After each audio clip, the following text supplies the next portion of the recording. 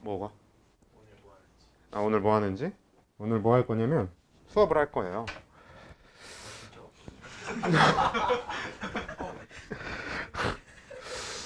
이거 지워도 되는 거지? 너네 진이. 네. 진짜? 장난입니다. 아, 깜짝이야. 이거 적는데 뭐 얼마나 걸릴 거라고. LC 회로.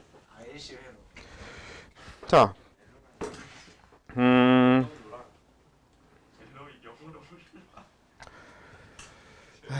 오늘 할 거는 산염기랑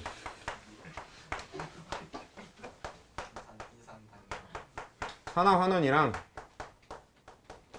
딱 그냥 이 두 가지만 정리를 하고 지나갈 거고요. 참고로 이 두 가지는 화학원의 마지막 단원입니다. 화학원의 4단원 마지막 단원이고, 그리고 마지막 단원의 메인 주제긴 한데 어디에도 있냐면 통합과학의 마지막 파트에도 있어요. 똑같이 산염기랑 산화환원이. 그래서 통합과학에서 되게 많은 걸 배울 거야, 이 산염기 산화환원에 대해서는. 그래서 우리는 그냥 통합과학에서 배우는 내용은 거의 그냥 안 할 거고, 어차피 여러분들 통합과학 하면서 배울 테니까 그건 거의 안 할 거고, 그냥 화학원에 맞춰서 그 화학원에 필요한 내용들, 화학원 다운 내용들만 좀 정리를 할 거예요. 그래서 수업할 게 그렇게 막 많진 않아. 근데 일단은 우리 지난주에 했던 얘기를 다시 좀 언급을 해가면서 할 건데, 자, 일단 우리 산하고 염기에 기본적인 특징이 뭐가 있었는지 좀 다시 나열을 해볼까? 네, 산은 신맛이 나요. 네, 그렇죠. 염기는 쓴맛이 나요. 또, 네, 둘 다 뭘 녹이는데 산은 뭘 녹이고 염기는 뭘 녹이지? 네, 산은 금속을 녹여요. 그렇죠? 좀 더 자세히 얘기하면 금속과 반응해서 수소기체가 발생하게 되는 겁니다. 그럼 염기는? 단백질. 네, 그렇죠. 단백질하고 뭐? 지방. 그렇죠. 단백질과 지방을 녹인다. 이게 여러분들이 비누로 손 씻으면 그 미끌미끌해지는 이유입니다. 비누에 들어있는 염기성 성분이 우리 살 자체가 녹는 건 아니고 살 겉에 있는 이제 뭐 그런 것들이 녹는 거지.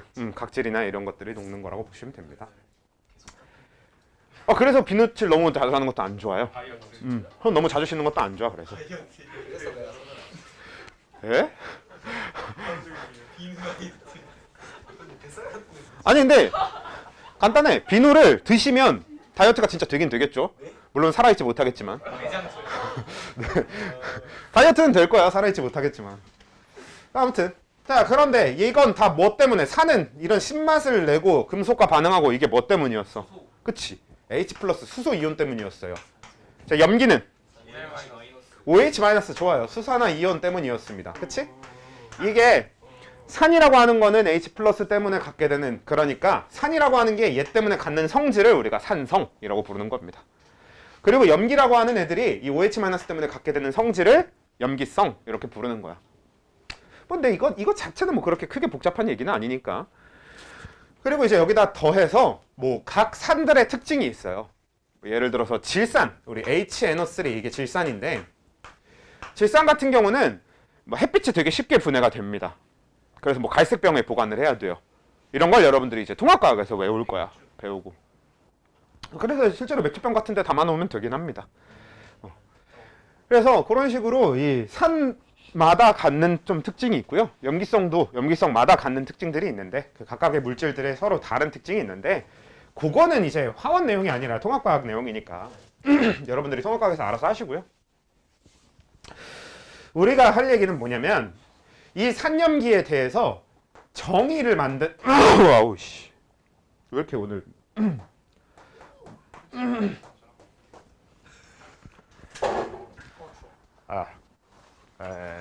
자, 산염기에 대해서 정의가 있어.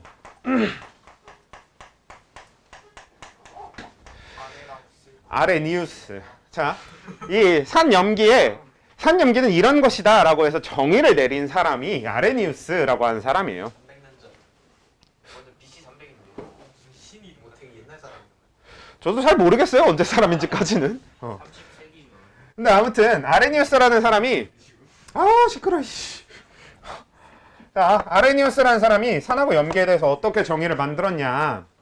일단 그냥 위에서 나온 얘기 그대로 옮겨놨다고 생각하시면 되는데, 얘는 뭐냐면 수용액 상태에서 H 플러스를 내놓는 애들을 산으로 얘기를 하기로 했고요. 그 다음에 염기는 수용액 상태에서 OH-를 내놓는 애들을 염기라고 하기로 했어.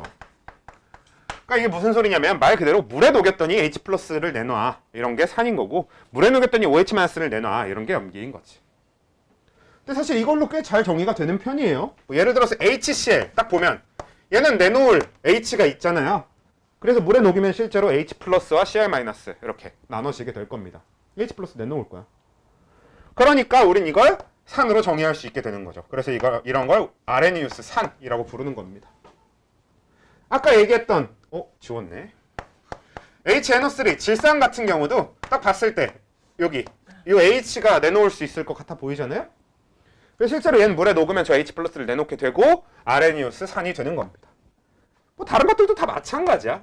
뭐 HS, HF, 뭐 HBr, HI 이런 애들이 전부 다 물에 녹으면 이 H 플러스를 내놓을 수 있을 것 같이 생겼고 실제로 내놓고, 그래서 결론적으로 산성을 띠게 되고 아레니우스 산이 되는 거지. 염기도 다 그런 겁니다.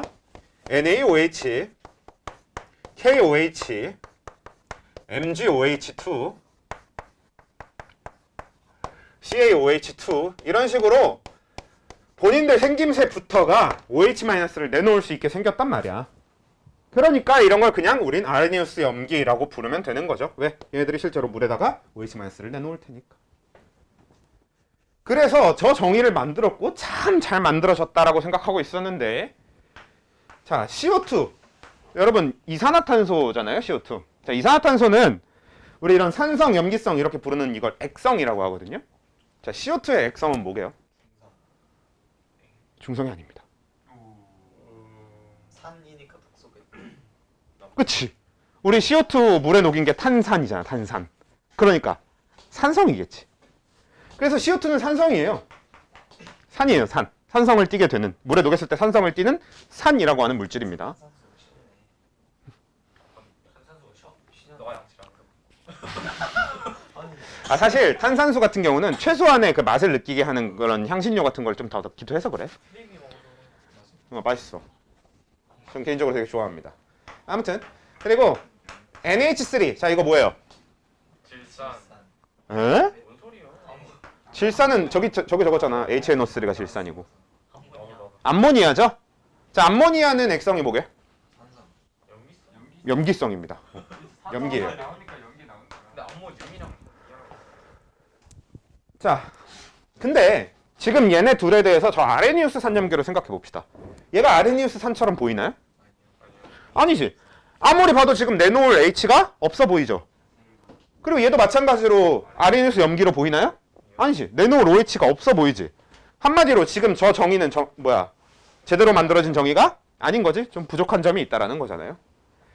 그래서 이 정의를 보완하기 위해서 나오게 되는 게 브랜스테드라고 하는 사람하고 로리라고 하는 사람. 우리가 이 렌이라는 발음이 우리한테 안 익숙해서 그래. 이게 이제 독일어로 우물라웃이라고 이렇게 생겼거든요. 위에 점 찍힌 거. 딱 그거 맞아요. 딱 그런 거라서 우리한테 익숙하지 않은 것 뿐이지 이렇게 발음한다고 보시면 되겠고, 아무튼 브랜스테드라는 사람하고 로리라는 사람이 같이 만든 브랜스테드 로리 산염기, 이렇게 요 정의로 넘어오게 됩니다. 네, 요거는 일단 정의부터 적어보면 산을 양성자 주계라고 불러요. 그리고 염기를 양성자 받계라고 부릅니다.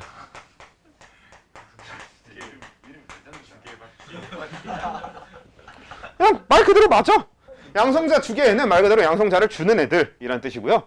양성자 받계는 양성자를 받는 애들. 양성자 좀 받으시게. 그런 느낌으로 보시면 됩니다. 그래서 자, 양성자 주계는 그러니까 우리가 어느 상황에서 양성자를 내놓는 애들을 산으로 보겠다는 얘기고, 양성자 받계는 그러니까 어느 상황에서 양성자를 받아가는 애들을 염기로 보겠다는데, 양성자가 뭐예요? 플러스 수소 원자 핵. 그쵸. H 플러스가 양성자다라고 우리 지난주에 얘기했었잖아. 이 H 플러스 이온이라고 하는 거, 이 산 이온이라고 하는 건 영어로 프로톤이라고 했죠. 아예 진짜 그냥 이 자체를 양성자라고 봅니다. 왜냐면 그 뭐 산소는 산소 이온 이렇게 해서 뭐 옥시즌 아이온 이렇게 영어명을 가지고 있는 데에 비해서 얘는 아예 프로톤을 가지게 되고, 이유는 진짜 양성자니까. 수소 이온은 양성자랑 완벽하게 똑같기 때문에 당연히 그냥 저렇게 부를 수밖에 없는 겁니다. 저렇게 이름을 붙여줘야 돼 맞는 거지. 그래서 자, 요 브랜스테드 로우리를 설명하기 위해서 식을 하나 적어 볼게. HCl. 자, 얘는 아까 아레니우스 산으로 설명할 수 있는 애긴 했어요. 그쵸? 얘는 딱 봐도 H 플러스를 내놓는 것처럼 생겼으니까. 근데 얘를 물에 녹이면 뭐와 뭐로 이온화 되는 거죠? H 플러스와 Cl 마이너스로 이온화 되는 거죠. 자, 근데 우리 지난주에 했던 내용 중에 뭐가 있었어? 저 H 플러스는 양성자기 때문에 혼자 있을 수 있다, 없다? 없다. 그래서 어떻게 된다? 그치? 물이 배위결합을 해서 이렇게 H3O 플러스라고 하는 물질을 만든다 라고 얘기를 한 거잖아, 지난주에. 그치? H 플러스가 혼자 있으니까, 양성자 혼자 있으니까 불쌍해서 산소가 내 비공유 전자쌍을 아예 너한테 다 통째로 공유해 줄게, 이렇게 되는 게 이제 배위결합이라고 했잖아요. 이게 배위결합이라고 하는 좀 특이한 결합이라고 했어요. 그치? 그래서 이런 식으로 결합이 일어나서 H3O 플러스가 돼. 한마디로 여기에 이제 H2O가 같이 이렇게 반응하게 된다는 거죠. 그리고 이 상태에서 요걸 한번 적용을 시켜보면, 자, HCl이 뭐가 되는 거? Cl-가 되는 거야. 뭘 떼주면서? H 플러스를 떼서 누군가한테 주면서. 그치? 그래서 HCl이었던 애가 H 플러스를 얘한테 넘기면서 Cl-가 된다. 이런 입장으로 보자는 거예요. 그러면 H 플러스를 준 게 되는 거지, 누군가한테. 그러니까 양성자 주계가 되는 겁니다. 그래서 양성자 주계가 돼서 산이 되는 거죠. 그래서 우린 얘를 브랜스테드 로우리 산으로 정의할 수 있게 됩니다. 이름이 브레스트. 네, 브랜스테드 로우리 산 이렇게 불러야 돼요. 그냥 저는 이제 수업할 때는 편하게 그냥 브로산 이렇게 얘기하거나 아니면 브로리산 이런 식으로 얘기 많이 합니다. 네. 근데 여기서 한 가지 추가로 발생하는 점이 있어요. 뭐가 있냐면, 자, 얘가 H 플러스 주계였잖아. 그리고 얘는 H 플러스를 받게 되겠죠. 왜냐면 얘가 H 플러스를 얘한테 줘서 H2O는 H3O 플러스가 돼버린단 말이야. 한마디로 얘는 지금 여기서 뭐예요? 염기입니다. 그래서 이 브랜스테드 로우리 산염기 개념으로 오게 되면 반응 시간에 산이 있으면 무조건 산의 짝꿍인 염기가 같이 등장하게 돼. 왜냐하면 누군가 양성자를 주려고 하면 누군가 양성자를 받아야 될 테니까. 우리가 이런 걸 이제 짝반응이라고 해요. 하나의 반응이 일어났을 때 무조건 그 반대 반응까지 같이 일어나야 되는 걸 짝반응이라고 하는데, 가장 대표적인 짝반응이 산과 염기 이쪽이 됩니다. 그리고 그 개념이 이 브랜스테드 로우리에서 이제 정립이 되는 거지. 근데 여기서 좀 신기한 게, 야, 이거 H2O 뭐야? 물이죠, 물. 여러분들 물이 염기성인가요? 물은 염기성이 아니에요. 근데 여기서 물이 염기가 됐네? 그런데 이걸 좀 다른 식을 하나 같이 보면서 얘기를 해볼게. 이번에는 NH3. 자, 이건 아레니우스로 설명할 수 없었던 거죠. 이거 아까 뭐였어? 얘가 염기인데 OH-를 안 갖고 있으니까 얘는 아레니우스 염기론 설명할 수 없단 말이야. 그래서 얘가 물에 녹아서 뭐가 되는지 보면요, 얘를 물에 녹이면 이게 NH4 플러스와 OH-가 됩니다. 사실 우린 물에 암모니아를 녹인 걸 NH4OH, 수산 암모늄이라고 하는 거예요. 자, 근데 이걸 보면 NH3가 NH4 플러스가 되는 걸 거 아니야. 그러니까 얘는 저게 되면서 뭐가 돼요? 양성자를 받은 거잖아. 그치? NH3였다가 NH4가 되니까 수소 하나 받는 거 맞지?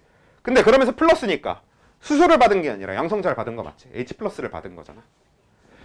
그래서 얘가 염기로서 작용하게 되는 거지. 근데 그 H 플러스 누가 줬어? 물이 준 거잖아. 그치?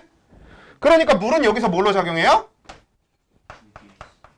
그치? H 플러스 주계, 즉 산으로 작용하게 됩니다. 자, 이렇게 되면 우리는 이제 뭐야? NH3가 염기인 것도 설명할 수 있게 되었죠. 그래서 브랜스테드 로우리 산염기는 굉장히 잘 만들어진 정의가 되는 겁니다. 그래서 우리는 대부분 이걸로 대부분 거를 설명을 해요. 이거 말고 사실 루이스 산염기의 정의라고 하는 게 하나 더 있는데 그거까지는 우리가 그냥 굳이 안 다루겠습니다. 왜냐면 나중에 너네 고2 올라가서 화원을 그 내신으로 하게 돼도 안 가르치는 학교가 대부분이야. 루이스 산염기는 가르치는 학교가 얼마 없습니다. 자, 아무튼 자 봐봐. 근데 그 중에 지금 이 H2O를 보면 자 HCl 같은 경우는 여기서 산이었고 얘는 어딜 가든 애지간하면 다 산입니다. 얘도 지금 여기선 염기고 얘도 어딜 가든 다 염기거든. 근데 H2O는 이 반응식에선 염기였고 이 반응식에선 산이 되죠. 이렇게 반응식에 따라서 산염기가 바뀔 수 있는 게 브랜스테드 로우리입니다. 이 브랜스테드 로우리 산염기에서는 이런 산염기가 반응식마다 달라질 수 있는 물질이 존재해요. 우리가 이런 물질을 뭐라고 하냐? 양쪽성 물질이라고 부릅니다. 가장 대표적인 양쪽성 물질이 물이에요. 굳이 하나를 더 꼽자면 물 말고 아미노산이 있습니다. 아미노산도 염기성 부분하고 염기성 부분하고 산성 부분이 다 있어요. 그래서 양쪽성 물질이 돼요. 근데 그 양쪽성 물질은 기본적으로 뭐게? 액성이? 염기. 중성인 겁니다. 중성이기 때문에 산성으로도 작용하고 염기성으로도 작용하고 할 수 있는 거야. 자, 원래 기본이 산성인데 걔가 염기성으로 작용할 수 있겠어 없겠어? 없는 거지. 기본이 염기성이면 걔가 산성으로 작용할 수 없는 거예요. 기본이 중성이어야만 양쪽성 물질이 될 수 있습니다. 그렇겠지? 그치? 그래서 우린 이렇게 양쪽성 물질을 흔히 얘기하는 기본적으로는 중성인 물질이라고 얘기하게 되는 거고, 그런 애들은 반응식마다 염기성이 되기도 하고 산성이 되기도 하고 이렇게 되는 겁니다.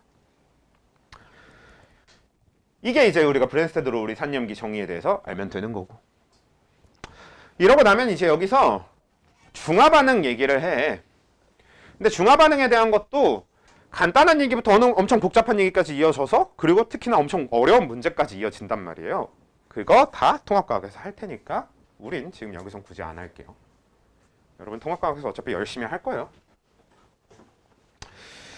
자, 그래서 얘는 요쯤까지 하고 넘어가서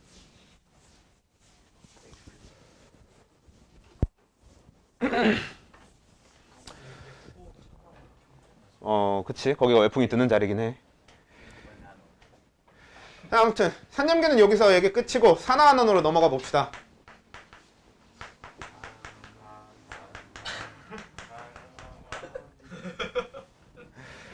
그래서 그 산화가 뭔데? 산화되는 산화가 어? 산화가 뭐예요? 산화되는 거.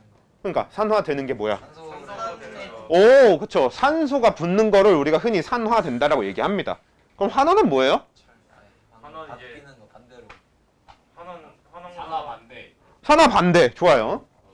자, 그래서 우리가 산화와 환원의 정의를 얘기할 때 방금 여러분들이 얘기한 그거 맞아. 그러니까 산화에서 그리고 환원에서 제일 많이 쓰는 정의가 이제 산소를 이용한 정의고요.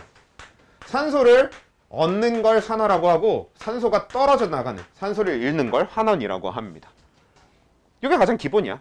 애초에 산화라고 하는 이름 자체를 산소가 붙게 된다, 산소가 된다, 산소와 함께가 된다, 이런 얘기로 얘기하는 단어라서 이 단어 자체가, 그래서 산소를 이용한 그 정의가 가장 기본이 돼요. 요건 이제 되게 많이 써요. 산소를 얻는 걸 산화라고 부르고 산소를 잃는 걸 환원이라고 불러. 몇 가지 예를 좀 들어볼게. 자, H2가 O2와 만나서 H2O가 되는 반응식이 있다고 쳐봅시다. 그럼 이게 수소랑 산소랑 만나서 물이 되는 반응식이죠. 자, 이 반응에서 수소는 어떻게 되는 거야? 물이 되는 거. 그러니까 산소를, 그치? 수소 입장에선 산소를 가져온 거, 얻는 게 되는 거죠. 그래서 이건 수소의 산화 과정이 됩니다. 그치? 수소 입장에서 산소를 얻어서 H2O가 되는 거잖아. 그러니까 수소 입장에서 얘는 산화된 게 맞아. 근데 거기서 끝이 아니라 산소 입장에서 한번 얘기해 봅시다. 산소 입장에서는 어떻게 된 거게? 수소를 얻은 것도 얘기할 수 있는데 산소 입장에서는 산소를 잃은 거라고 볼 수 있어요. 왜? O2라고 하는 건 뭐야? O와 O가 서로 결합되어 있는 걸 O2라고 하는 거잖아. 근데 H2O는 어떻게 돼요? O와 H가 결합한 거지. 그럼 산소 입장에선 난 아까까지는 산소랑 결합하고 있었는데 이제는 수소랑 결합하게 됐으니까 산소 입장에서도 산소를 잃은 거죠. 그치? 그래서 산소를 잃는 걸 환원이라고 했으니까 지금 여기서는 요 산소의 환원이 일어나게 되는 거지. 그래서 얘는 수소의 산화, 산소의 환원 이렇게 뭐다? 산화 환원도 짝반응입니다. 산염기처럼. 얘도 산화가 일어날 땐 꼭 같이 환원이 일어나야만 해요. 누군가가 산소를 얻기 위해선 누군가가 산소를 잃어야 되니까. 이런 식이 되는 게 산화하는 개념이야. 근데 자, 여기서 두 가지 문제점이 있어요. 자, 이렇게 정리를 만들어 놓고 났더니 H2랑 F2랑 반응을 해서 HF가 되는 반응이 있는데 이 반응도 산화환원 반응입니다. 근데 이 반응이 산화환원 반응인 걸 이걸로 설명할 수 있어 없어? 없는 거잖아. 산소가 없는데 무슨 수로 설명을 합니까? 그치? 그 다음에 O2랑 F2랑 만나서 OF2가 되는 반응이 있어요. 자, 요거는 산소가 있긴 있잖아요. 그럼 얘는 산화환원으로 설명할 수 있겠네? 그럼 설명해 봅시다. 플로린 입장에선 OF2가 되면서 산소를 얻었지. 그럼 산화된 거겠지. 그럼 F2가 산화되고 O2는 환원되고 여야 되는데 아니에요. 반대입니다. 지금 이 반응식에서 F2는 환원되고요. O2가 산화돼요. 즉 무슨 얘기냐? 지금 이 정의는 사실상 그냥 쓰레기예요. 그러니까 사실 잘못된 정의입니다. 왜냐면 예외가 너무 많아. 원래 어느 정도 예외는 있을 수 있다까지 포괄하면서 정의를 만들어내면 그건 막 쓰레기까지 얘기할 수는 없는데, 쓰레기라고까지 얘기할 수는 없는데, 근데 얘는 예외가 상당히 많은 편입니다. 산소만 가지고 이제 산화환원을 정의하게 되면. 그래서 이건 이제 좀 가볍게 쓰기에 좋은 정의인 건 맞지만 과학자들은 쓰지 않는 정의가 되는 거야. 그래서 여기서 한 단계 더 나아간 게 수소를 이용한 정의입니다. 그래서 수소를 잃으면 산화, 수소를 얻으면 환원 이렇게 얘기를 하기로 한 거야.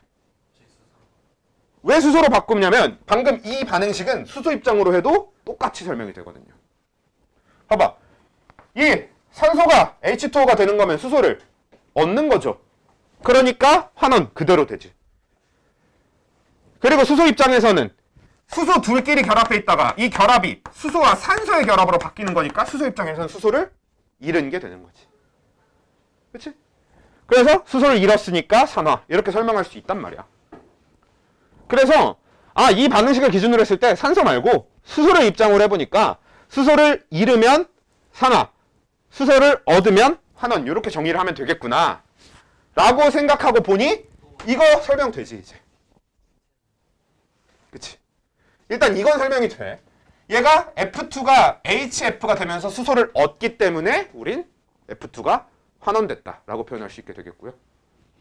HD 입장에서는 수소를 잃고 플로린과 결합하게 되는 거기 때문에 수소가 산화됐다 라고 표현할 수 있게 된 거야. 그리고 여기까지가 일단 일상적으로는 제일 많이 쓰는 겁니다. 그러니까 좀 가벼운 기초과학 분야에서는 좀 어느 정도 많이 써. 하지만 우리가 좀 제대로 화학적인 이야기를 하기로 들어가면, 그러니까 과학자들이 쓰는 정의는 이 둘 다 안 써요. 왜? 당장 지금 이거 설명 못 하잖아. 정의를 2개씩이나 만들어놨는데도 이거에 대한 설명이 전혀 안 됩니다. 그래서 이 2개의 정의도 많이 쓰긴 쓰지만 특히나 여러분들이 통합과학의 맨 마지막 단원 쪽에 있는 산화환원 쪽 거기 들어가기 전까지만 해도 이 정의를 되게 많이 쓸 거지만 바로 통합과학 마지막 쪽에 있는 산화환원 들어가면서부턴 이제 과학자들이 쓰는 진짜 정의를 사용할 겁니다. 이거 밑에다가 좀 옮겨 적을게요.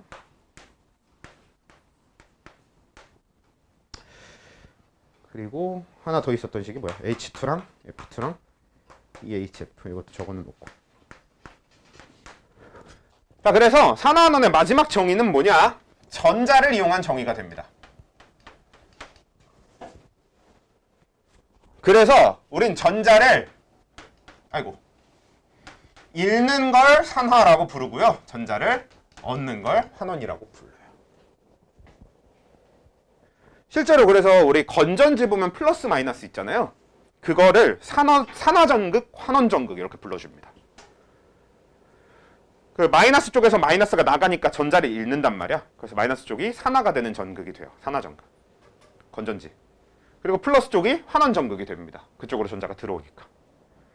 이제 그런 식의 개념이 적용이 되게 되는데, 자, 이걸로 이제 얘네들을 설명을 해볼게. 자, 저 전자를 잃고 얻음으로 설명을 하기 위해서 얘네들 설명하기 전에 좀 더 쉬운 쪽을 해봅시다. 좀 하기 편한 쪽. 자, 여러분, NA와 Cl2가 반응해서 두 개의 NaCl을 만들어 봅시다. 자, 그러면 NA는 뭐가 된 거예요? NaCl은 그러니까 뭐와 뭐가 결합하고 있는 거야, 지금? 근데 NA가 그냥 NA인가?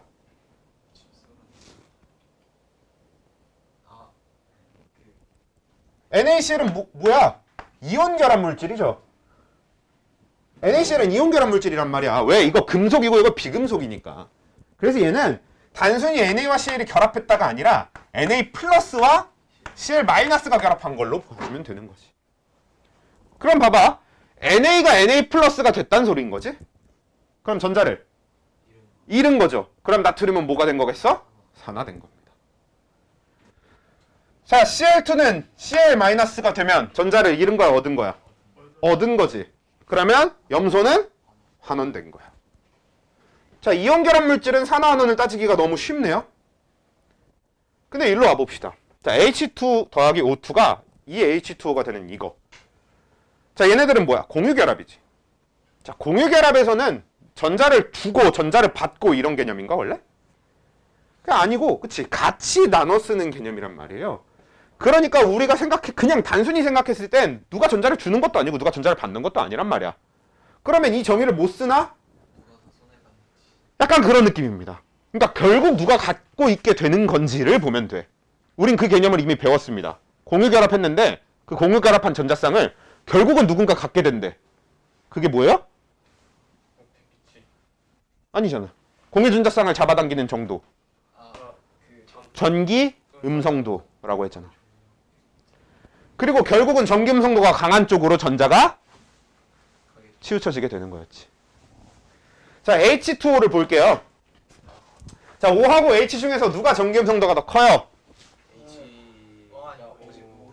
O가 더 크지? 왜? 플로린이 가장 크니까 플로린한테 가까울수록 크다고 했잖아. 그래서 산소의 전기 음성도가 수소보다 큽니다.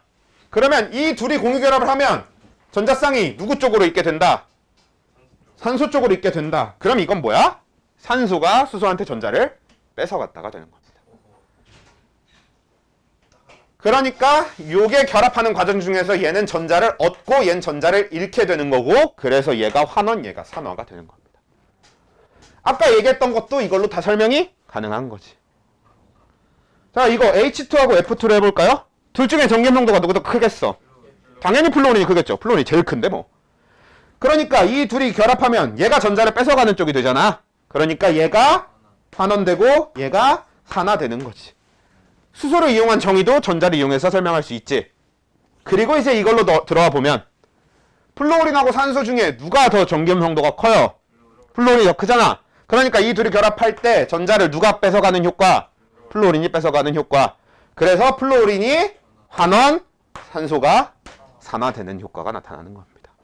그래서 앞에 다른 걸로는 설명할 수 없었던 걸 모두 설명할 수 있는 완벽한 정의가 만들어진 것이.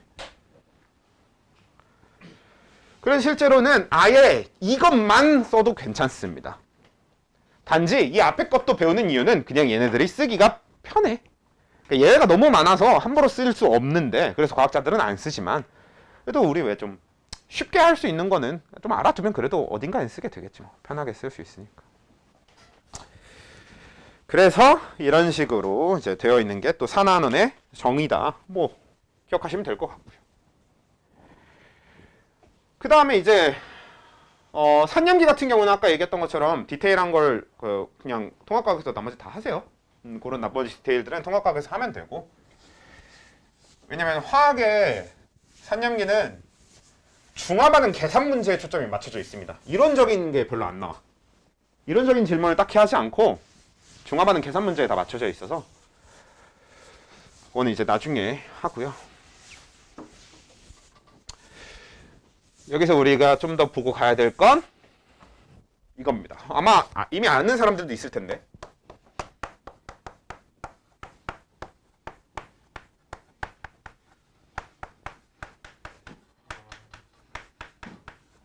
금속의 이온화 경향.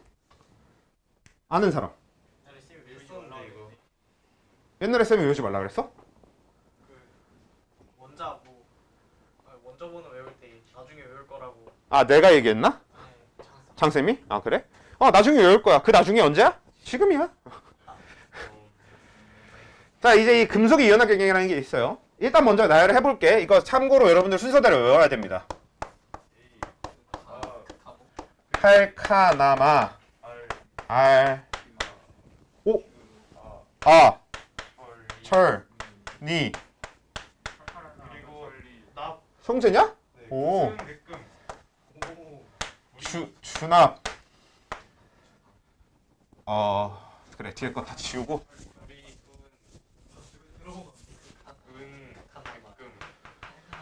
수구순 백금. 자, 요렇게 이게 금속의 이온화 경향이라고 하는 겁니다. 자, 말 그대로 순서대로 외우셔야 됩니다. 이건 이 순서까지도 되게 중요해요. 왜냐? 자, 볼게요. 일단 이름부터 파악해 봅시다. 금속의 이온화 경향 무슨 뜻이야? 금속이 이온화되는 경향이지. 경향이 뭐예요? 경양식 좋아하는 편이다. 취향. 아우. 약간 어지럽다. 경향식 듣고 약간 어지러워졌어요. 죄송합니다. 야, 경향이 뭐야? 성질이 있다. 그런 느낌보다는 경향은 이제 경향, 동향 이런 건 이제 약간 흐름, 방향, 약간 이런 의미가 됩니다. 그래서 이게 뭐냐면 금속이 이온화되는 어떤 흐름 이렇게 돼서 얘는 누가 더 이온화를 잘 하는지를 순서대로 적어놨다 이렇게 보시면 될 것 같아요. 그래서 어디가 이온화가 잘 되는 방향이냐면 앞쪽으로 갈수록 이온화가 잘 되고요. 뒤로 갈수록 이온화가 안 되는 겁니다. 그래서 칼륨이 이온화가 가장 잘 돼요. 실제로 우리 주변에서 모든 금속들 중에서 우리가 인지하고 있는 내부에선 칼륨이 제일 잘 됩니다. 물론 주기율표 전체를 갖고 와놓고 보면 칼륨보다 잘 되는 애 있어요. 일족 원소 중에서 칼륨 밑으로 있는 애들이 훨씬 더 이온화가 잘 됩니다. 뭐 세슘, 프랑슘 뭐 이런 거. 알칼리 금속에서도 칼륨 밑에 있는 거. 뭐 세슘, 프랑슘 이런 것들이 있는데 그런 애들이 더 잘 되긴 하는데 그런 건 여러분들 안 배울 거니까. 그래서 우리는 그냥 이 순서대로 이제 외워주시면 되는데 말 그대로 앞으로 갈수록 이온화가 잘 된다는 뜻은 자 금속은 이온이 될 때 무슨 이온이 되죠? 양이온이 되죠. 양이온이 되면 전자를 어떻게 하는 거야? 잃는 거잖아. 그러니까 앞으로 갈수록 뭘 잘한다는 뜻이야? 전자 버리는 거 잘한다. 그러니까 전자 버리는 거 방금 뭐라고 했어? 전자를 잃는 걸 산화라고 했죠. 그래서 이 금속의 이온화 경향은 앞으로 갈수록 산화를 잘한다 라는 뜻이 됩니다. 그럼 반대로 뒤로 갈수록 뭘 잘하게 되겠어? 환원을 잘하게 되는 겁니다. 그리고 이게 정말 특이하게 어떻게 나타나게 되냐면 CaE 플러스가 녹아있는 물에다가 그냥 칼륨 금속을 집어넣잖아? 그럼 갑자기 반응이 일어나서 얘가 산화되면서 K 플러스로 바뀌고 칼슘이 석출됩니다. 금속으로. 왜? 얘가 더 산화를 잘하고 얘가 더 환원을 잘하니까. 둘이 비교했을 때. 만약에 내가 칼슘 이온이 녹아있는 물에다가 나트륨 금속을 넣어주면 어떻게 되겠어? 아니지. 둘 중에 산화 더 잘하는 애가 누구야? 칼슘이지. 근데 칼슘이 지금 이미 산화가 되어 있는 거지. 그치? 그래서 얘는 그냥 산화 잘하는 애가 산화 되어 있고 환원 잘하는 애가 환원 되어 있는 거기 때문에 여기선 아무 일도 안 일어납니다. 근데 여기선 반응이 일어나는 거고. 이런 개념이 되는 게 금속의 이온화 경향이에요. 그래서 앞으로 갈수록 산화를 잘하는 금속이 오게 되고 뒤로 갈수록 환원이 잘 되는 금속이 오게 되고 여러분들은 이걸 꼭 외우셔야 됩니다. 당장 통합과학에서부터 쓸 거야. 그래, 그거 좀 해봅시다. 자, 이거 뭐야? 이건 칼륨, 이거는 칼슘, 나트륨, 마그네슘, 알루미늄, 아연. 오, 안에 다들 아연, 네, 이거 아연이라고 하고 얘는 철, 니켈, 주석, 납, 수소, 구리, 수은, 은, 백금, 금. 근 아니고 금. 뭔 근이여 씨. 아무튼 자, 그래서 이렇게 되는 건데, 참고로 여기서 여러분들이 한 가지 또 알아둬야 될 사실이 뭐가 있냐면, 아까 우리 산의 성질 얘기할 때 산이 금속을 녹인다라고 했잖아요. 그리고 좀 더 자세히 얘기해서 산이 금속을 녹이면서 수소기체가 발생을 합니다. 근데 얘네들은 수소보다 환원이 잘 되는 애들이거든요. 그래서 얘네들은 산을 부어도 녹지 않는 금속입니다. 그래서 비싸. 그래서 그치, 귀한 금속, 귀금속이 되는 거예요. 구리 엄청 귀해요. 구리 되게 비쌉니다. 구리 되게 비싸. 실제로 제 지인 중에서 너네가 나중에 알게 될 개념이지만 선물 투자라고 하는 게 있거든. 그러니까 막 광산에서 뭐 이제 물건 같은 걸 팔 때 그 땅을 파기 전부터 투자를 받아. 그걸 이제 선물 투자라고 하는 거야. 투자를 먼저 받고 그 다음에 이제, 아니 구리가 나올 건 알아. 근데 매장량이 얼만큼을 파낼 수 있을지, 매장량이 얼마인지 이걸 모르니까. 근데 그거 막 대박 나서 엄청 부자 된 그 지인도 있고 그래요. 너무 도박이에요. 안 하는 게 좋아. 한국에서 하기에는 아니 너무 그것보단 나. 어찌 보면 그쪽이 나을 수도 있어. 아무튼 이제 이런 구리 꽤 비쌉니다. 실제로 여러분 10원짜리 본 적 있냐? 그게 만드는데 너네 10원짜리 동전, 요즘 10원짜리 동전들 되게 가볍잖아. 되게 가볍단 말이야. 아마 본 적이 없을 수도 있지만 요즘 거 되게 가벼워요. 근데 옛날 10원짜리 동전 알아? 아그 바보탑 그려진. 옛날 10원짜리 동전은 구리로 만든 동전이었었고요. 그게 왜 없어졌냐면 그 동전 값이 10원보다 비싸져서. 그 동전을 만드는, 그치, 그 동전을 만드는 데 쓸 구리 값이 10원보다 비싼 거야. 15 녹여가지고. 맞아. 그래서 그걸로 뭐죠? 그거 범죄예요. 동전 마음대로 녹이면 동전 마음대로 녹이면 그거 범죄입니다. 안 걸리면 되겠네. 원래 항상 그래? 안 걸리면 범죄 아님? 은행에서 막 1,000원짜리 다 10원으로 바꿔가지고. 오 개천재인데. 그래. 그런 사람들이 대부분. 그치. 돈을 벌고 깜빵도 가고 돈도 벌고 매도 벌고 뭐. 아무튼 그래서 뭐 그런 것처럼 여기 있는 애들은 이제 주로 그렇잖아. 구리, 수은, 백금, 금, 이게 우리가 흔히 얘기하는 이제 귀금속들 맞잖아요. 좀 반짝거리고 좀 이렇게 그런 걸로 많이 쓰는 얘네들이 산과도 반응하지 않는다라는 거고, 우리가 이 수소에다가 이런 괄호 표시를 하는 이유는 뭐야? 아니어서. 그치. 이름은 금속에 이온한 경향인데 쟤는 금속이 아니니까. 쟤는 비금속이라서 저렇게 표시를 따로 해주는 겁니다. 그리고 참고로 백금 영어로 뭐야? 플래티넘. 좋아요. 백금이 영어로 플래티넘입니다. 그래서 PT를 쓰는 거예요. PT라고 하는 그 원소기호를 쓰는 거예요. 자, 이렇게 되는 거고요. 참고로 그 브론즈 뭔지 알지? 브론즈가 뭐야? 동. 네, 구리, 동. 브론즈가 구리입니다. 어? 근데 왜 우리가 동이? 아 우리가 동이야. 동메달이잖아. 왜냐면 브론즈의 앞 글자 2개를 따면은 브로민이 되고, 그렇다고 3개를 따는 경우는 없잖아. 구리를 먼저 알았을 거야. 근데 3개를 이렇게 따면은 약간 형제처럼 되니까. 그건 좀 그렇잖아. 한국어네 저거. 아 그래서 구리구나. 그리고 원소기호를 만든 곳이 애초에 미국에, 원소기호의 주체가 되는 게 원래 미국은 아니었기 때문에. 그치. 독일이니까. 원래 유럽 국가들이 메인이기 때문에.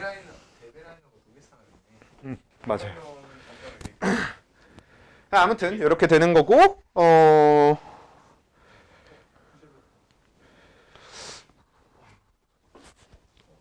할 게 다 떨어졌어요. 오늘 쉬는 시간이 없었던 김에 빨리 끝내는 것도. 근데 빨리 끝내긴 할 건데 30분 일찍 끝내긴 좀 그렇고. 마지막 날이니까. 그래서 그래, 얘기를 좀 합시다. 여러분들은 재미없을 거고 나만 재밌는, 제가 재밌다고 생각하는 이야기를 좀 해볼게요. 그건 나만 재미없고 너네가 재밌는 얘기 아닙니까? 저는 그리고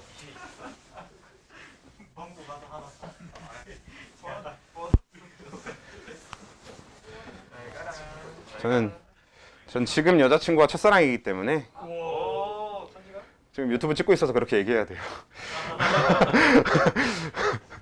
아 참고로 알지? 제가 저번에 한번 얘기했었던 것 같은데 지금 우리 영상 찍은 거 이거 화학 특강 수업 다 유튜브에 올려놨고 너네 번호 받은 이유가 번호 그냥 다 해서 톡방 하나 만든 다음에 제가 유튜브 링크를 올려드릴 거예요. 그래서 알아서 여러분들이 화학 특강 나중에 까먹어서 다시 보고 싶다 하시면 들어와서 보시면 되는데 그럴 리는 없을 거고 그냥 구독이나 눌러. 얘들아 구독 눌러 달라고. 경영식들이 나와. 나오지. 앞을 닫아야겠다. 나오지. 이런 것들. 아, 네.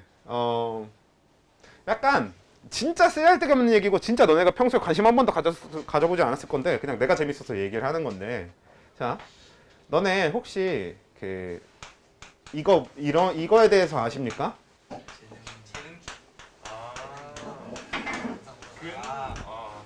근데 나는 재능론이라. 근성모 얘 근성 진짜 근성. 뭔지 알지 않아? 네, 알아요. 다윈이잖아요, 다윈. 그러면 너네는 뭘 믿어? 저는 재능론을 믿습니다. 그래? 근데 나도 재능을 믿어. 근데 사실 요즘은 재능론을 믿는 사람들이 진짜 많은 것 같아. 애초에 근성 자체가 재능이야. 오. 그래, 그것도 일종의 그럴 수 있어요. 근성 자체도 어떻게 보면 재능이야. 그러니까 멋지다. 제가 아는 사람들 중에서 저한테 딱 그 얘기를 한 사람이 있었어요. 아니, 공부하려면 결국 오래 앉아 있는 게 중요한데 그 오래 앉아 있는 것도 할 수 있는 사람만 할 수 있다. 그래서 그것도 재능이다. 이런 얘기를 하는데 전 둘 다 틀렸다고 생각합니다. 전 실제로 둘 다 틀렸다고 생각하고 아예 이제 제3의 지론이지. 이제 제3의 지론으로 흥미론이라고 하는 걸 저는 이제 이쪽을 밀어주고 있었어. 실제로 이거라고 생각했었고. 그러니까 근거가 뭐냐면 봐봐. 전교 꼴찌가 있어요. 자, 이 전교 꼴찌는 그러면 재능론이나 근성론으로 따졌을 때 진짜 멍청할까? 아니요. 진짜 멍청해 전교 꼴찌일까? 재능도 없고.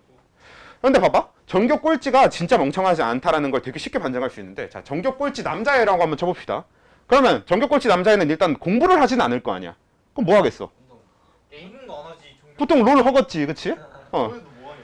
그래. 나 꼴등 아닌데. 롤 같은 거 할 거란 말이야. 자, 롤의 챔피언이 몇 개냐? 너네 잘 알지 않아? 140. 140개야? 진짜 개 많네 지금. 지금 또 신캐나고. 자, 롤이라고 하는 게임에 챔프 캐릭터가 140개가 있대. 그리고 이 140개의 캐릭터가 스킬을 4개씩 갖고 있고 패시브까지 합치면 5개니까 총 몇이냐? 게임 안에 이거 다 외우잖아. 장기도 다 외우고. 700개. 외우려고 해도 순서 다 외우고. 700개의 스킬의 효과를 다 알고 있어야 되거든? 과연 전교 꼴찌가 멍청할까? 페이커도 못하네. 아니 다 해.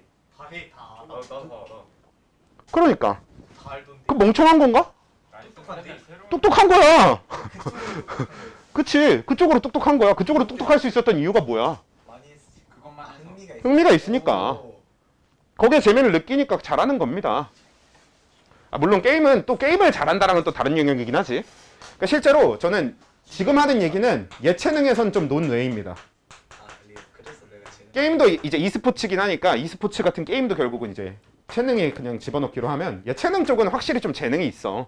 적기에는 타고날 수밖에 없는 게 있어요. 흥미 있다고 이게 잘 이길 수가 없어. 대표적으로 이제 운동 같은 경우도 막 수영 보면은 진짜 수영할 때 빠를 수밖에 없는 체구들이 있어요. 막 물에 저항력을 덜 받는 체형이니 뭐니 막 이딴 거 있잖아. 먹는 게. 그래서 이쪽은 좀 재능이 있을 수 있다고 하더라도 기본적으로 저쪽 말고 우리들이 살고 있는 그러니까 예체능과 거리가 먼 기본적인 인문 계열의 세상에서는 흥미가 더 우선이라니까. 이게 뭐 너무 남자 케이스로 가보면 아니고 뭐 게임에 관심 없는 사람들 쪽으로 가봅시다. 만약에 뭐 꼴찌애가 아이돌 덕질을 한다고 쳐봅시다. 야, 그래 그 아이돌 덕질하는 애들 보면은 막 진짜 별의별 걸 다 알고 있던데. 앞에는 걔가 막 되게 찔려 하더라고. 생일 막 생일 같은 것도 그렇고 막 진짜 별의별 걸 다 알고 있더라고. 그러니까 그럼 걔가 전교 꼴찌라고 해서 멍청한 게 있냐고. 아니라고. 그러니까 생각보다 그런 게 있어. 막 이제 공부를 하기 위해선 그래서 최소한의 두뇌는 필요하다. 뭐 이런 얘기를 하는 사람이 있는데 최소한의 두뇌 다 있다니까?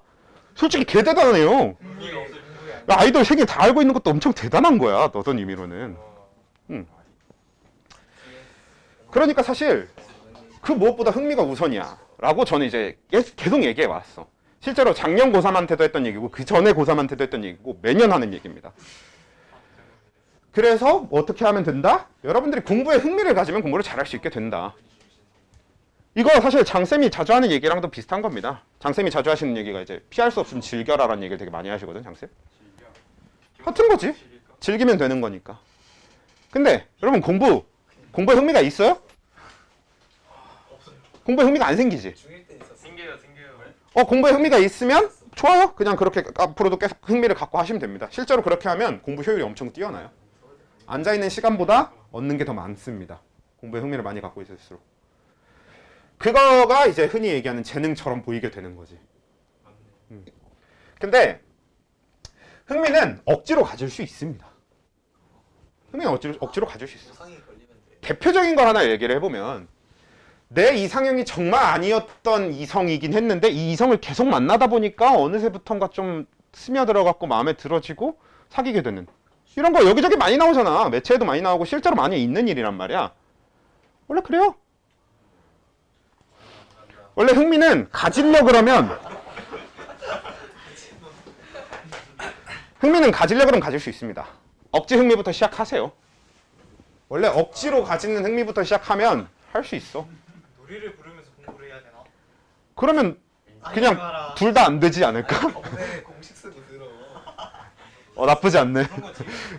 나쁘지 않네. 수영하면서 이제 근데 내가 이 얘기를 갑자기 왜 꺼냈냐면 그냥 여러분들 뭐 특강 마지막이니까 그냥 뭐 이런저런 얘기 해주고 싶어서 얘기한 거기도 한데 근데 제가 이걸 이제 그냥 저의 지론 같은 느낌이었거든? 근데 이게 과학적으로 증명이 됐어요. 논문이 나와서 과학적으로 증명이 됐습니다. 뭐 저는 그거 가지고 연구를 할 생각은 없었기 때문에 시험 시간에 아예 더 하는 거. 그래서 실제로 맞는 말이래. 그 되게 신기한 게 우리 뇌 같은 경우는 생명과학 뭐 할 사람들은 나중에 하겠지만 생명과학을 배우다 보면 뇌의 영역마다 하는 일이 다르거든. 근데 그 여기에 있는 애가 하는 일이 있고 여기 있는 애들이 하는 일이 있을 거 아니야. 근데 이 뇌 두 개 바꿔놓잖아. 그러면 얘가 하던 일을 여기 가서 하는 게 아니라 둘을 바꿔놓으면 그냥 얘가 여기 가서 얘가 하던 일 그대로 합니다. 유튜브에서 봤어. 얘를 여기다 옮겨놓으면 얘가 하는 일을 얘가 그대로 합니다. 어떻게 운영하지? 사람한테 못하지. 지금 누구한테 쥐. 다른 생물체 가지고 하는 거죠.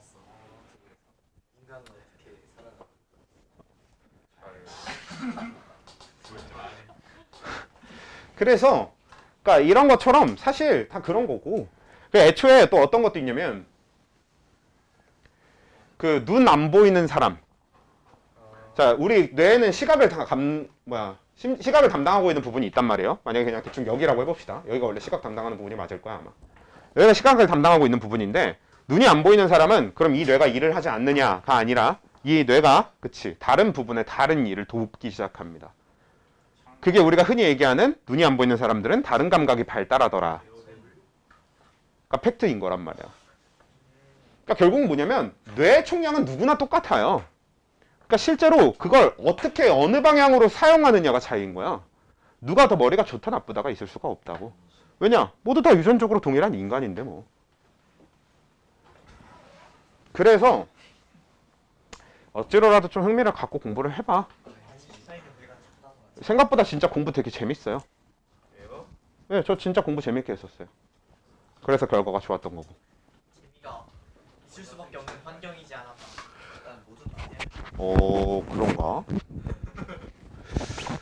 약간 제가 이제 누군가 그런 얘기를 하면 이제 한 번씩 해주는 얘기인데 너희들 쌤 자식으로 태어났으면 진짜 한 이틀이면 가출할 거다. 재밌기는 무슨 개뿔이. 장쌤이